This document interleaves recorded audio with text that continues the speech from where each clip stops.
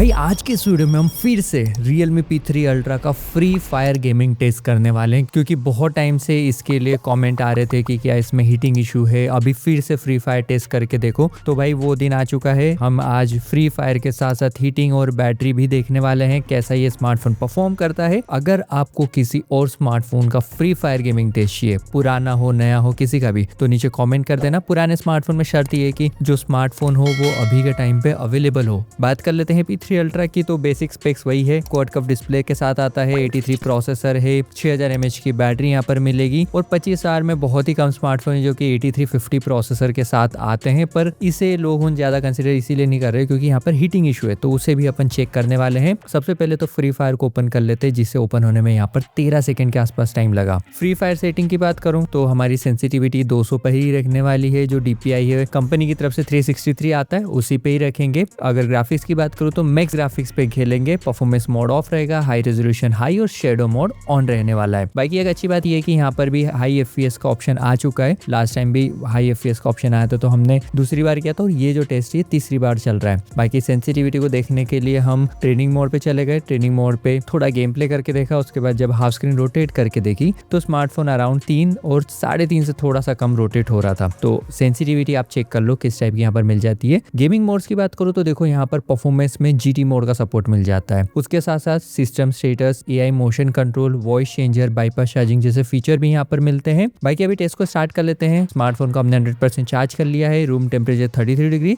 और स्मार्टफोन का temperature 34-35 degree के आसपास चल रहा है। गर्मी थोड़ी सी बढ़ी हुई है, देखते हैं कैसा स्मार्टफोन टेम्परेचर को हैंडल करता है। और हाँ, ये जो टेस्ट है ना हम वाईफाई नेटवर्क पे कर रहे हैं इस बार, क्योंकि हमारे जो सिम है उस पर अभी रिचार्ज नहीं था। CS रैंक मैच लगाया हमने सबसे पहले, और जब रैंक मैच चल रहा था तो जो गेम प्ले है वो अच्छा फील हुआ, स्मूथ फील हुआ। कोई भी लैग स्टटर कुछ नहीं हुआ, साउंड में कोई भी ग्लिचेस नहीं थे, कैरेक्टर एकदम स्मूथ लग रहा था। बस हाँ, थोड़ी सी सेंसिटिविटी मुझे पिछले स्मार्टफोन से कम लगी, क्योंकि इससे पहले हमने नोट C6 और S26 अल्ट्रा का भी गेमिंग टेस्ट रिसेंटली खत्म किया है, तो उसके कंपैरिजन में सेंसिटिविटी थोड़ी सी कम थी। हेडशॉट लगाने में थोड़ा सा एफर्ट ज्यादा लगाना पड़ रहा था, पर वो कोई इशू नहीं है क्योंकि वो हाथ का खेल है भाई। जैसे सेंसिटिविटी जम जाएगी हेडशॉट्स बढ़ जाएंगे। गेम प्ले अच्छा था। जो FPS हमें मिले वो 87 से 90 के आसपास थे। FPS बीच में जो मिनिमम मिले थे वो 68, 70, 75 के आसपास थे। भाई एक जो चीजें देख के मुझे थोड़ा सा शॉक हुआ, क्योंकि यहाँ पर एक्सपेरिमेंटल हाई FPS वाले मोड को मैंने ऑन नहीं रखा था, पर 120 FPS सेटिंग में मिल जाती है। वो ऑन करने के बाद भी जो FPS है वो 90 से ऊपर गए ही नहीं। मतलब यहाँ पर 90 FPS मिल रही है 120 पे सेलेक्ट करने के बाद भी।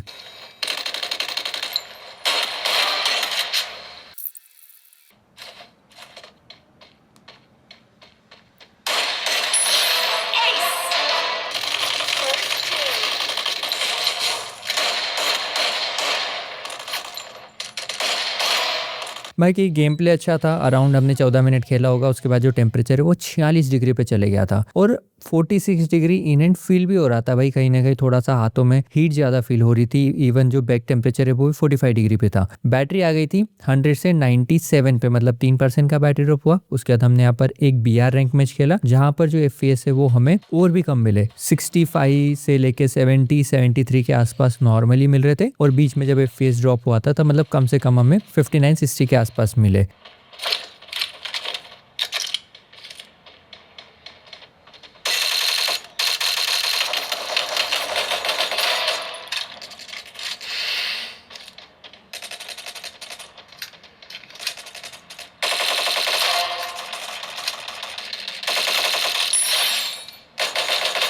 Double takedown.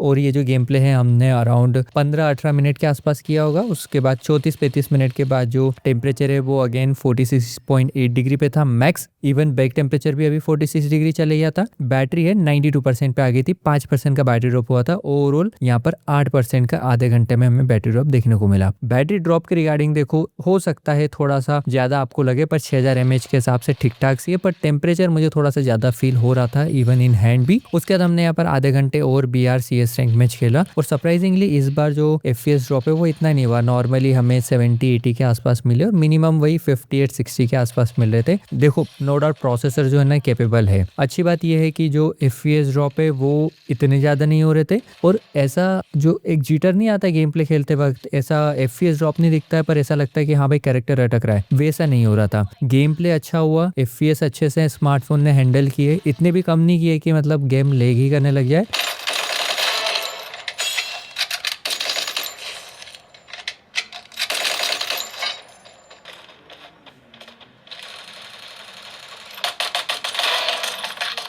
First doom.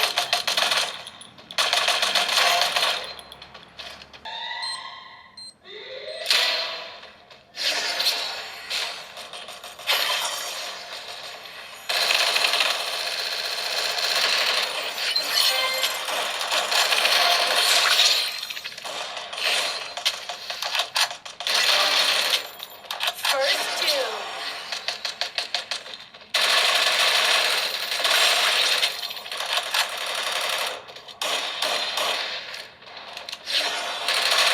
Help me! Triple takedown.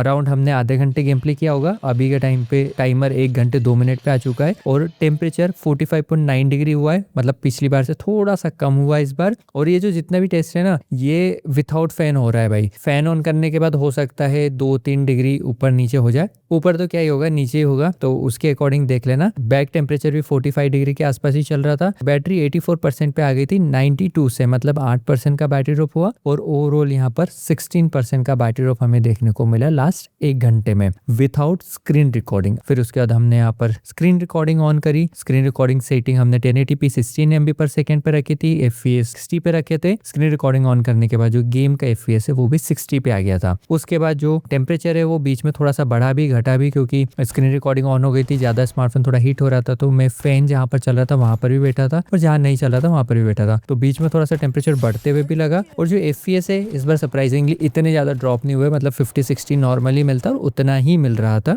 Game play हमने 1 घंटे और किया होगा। उसके बाद गेम प्ले करते वक्त ऐसा कोई लैग फील नहीं हुआ, ऐसा फील नहीं हुआ कि स्मार्टफोन अटक रहा है। हाँ गेम प्ले इतना ज्यादा स्मूथ मुझे फील नहीं हुआ, हो सकता है सेंसिटिविटी कम हो इसीलिए।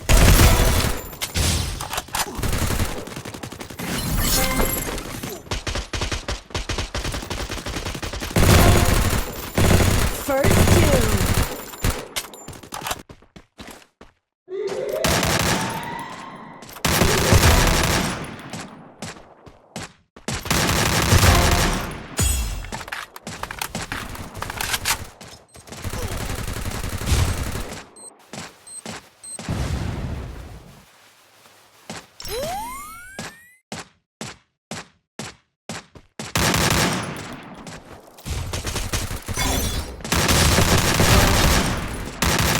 Double takedown.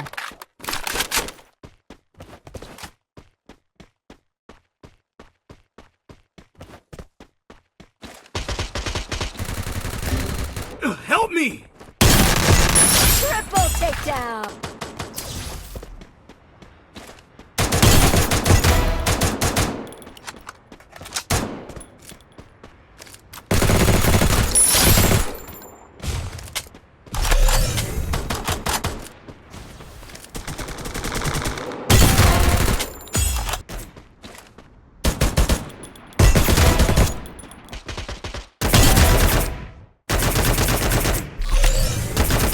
First doom.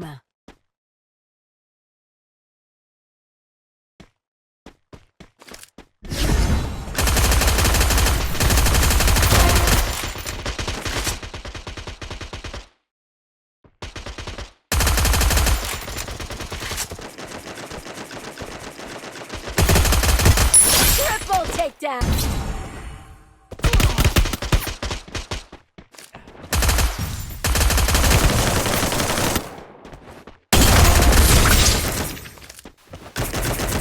Double takedown.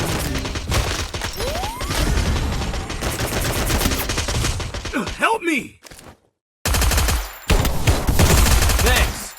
1 घंटे गेम प्ले किया और 1 घंटे के बाद जो टेम्परेचर है वो 44 डिग्री पे ही था। और ये इसीलिए भी हो सकता है जब मैं शुरू के 1 घंटे गेमिंग करता हूँ तो उस टाइम पे 3-4 लाइट चालू रहती है, कैमरा भी चालू रहता है, थोड़ा सा रूम में हम करते हैं तो वहाँ पर जो टेम्परेचर है वो थोड़ा सा ज़्यादा बढ़ता हो, और जब स्क्रीन रिकॉर्डिंग ऑन करते हैं तो हम कहीं पर भी बैठ के रिकॉर्डिंग कर लेते हैं, तो इसीलिए इतना ज़्यादा टेम्परेचर ना बढ़ाओ। बाकी 44 डिग्री के आसपास मैक्स टेम्परेचर किया था, बैटरी 64% पे आ गई थी। इस बार 20% बैटरी ड्रॉप हुआ 16 की बजाय, और टोटल बैटरी ड्रॉप अभी तक 36% पे हो चुका था। तो screen recording on, screen recording of करके अगर आप गेमिंग प्ले करते हैं कंटिन्यू तो हो सकता है ये 4.5-5 घंटे तक स्क्रीन रिकॉर्डिंग निकाल के दे दे, और अगर आप स्क्रीन रिकॉर्डिंग ऑन करके कंटिन्यू गेमिंग करते हैं तो हो सकता है ये आपको 4-4.5 घंटे ही दे। बाकी दोस्तों ये तो था हमारा Free Fire gaming test P3 ultra के साथ। फिर से कोई दूसरा स्मार्टफोन है जो कि पुराना हो, अभी भी हाइप में हो और आप परचेस करने की सोच रहे पर कंफ्यूज हैं, तो भाई कमेंट कर देना। मेरा अगर पर्सनल व्यू दूं तो देखो टेम्परेचर नो डाउट थोड़ा सा ज्यादा लगा, बैटरी ड्रॉप भी थोड़ी सी ज्यादा फील हुई लास्ट में आते आते तक, पर ओवरऑल तो देखो परफॉर्मेंस वाइज स्मार्टफोन डिसअपॉइंट नहीं करता है। बाकी